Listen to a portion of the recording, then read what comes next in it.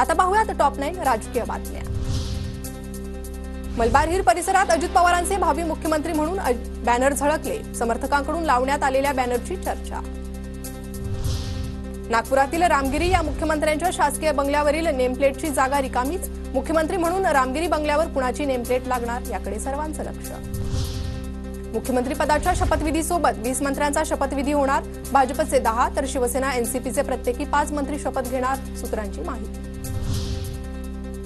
विधानसभा निवडणूक निकालात राज्यात काँग्रेसच्या आमदारांची नीचांकी संख्या, तब्बल 21 जिल्ह्यांमध्ये काँग्रेसचा एकही आमदार नाही, काँग्रेसचे फक्त 16 आमदार निवडून आलेत।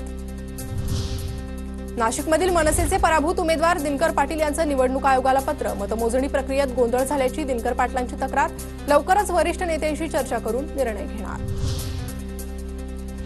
अजित पवार आमच्या आमदारांना फोन करून आमच्याकडे या असं बोलतात, जितेंद्र आव्हाडांचा आरोप, तर आमच्याकडून तिकडे कोणीही जाणार नाही, आव्हाडांचं स्पष्टीकरण। पिपाणीमुळे आमचं नुकसान झालंच, नावामुळेही नुकसान झालंय, एकाच नावाचे अनेक उमेदवार असल्यानं नुकसान झालं, जितेंद्र आव्हाडांचं वक्तव्य।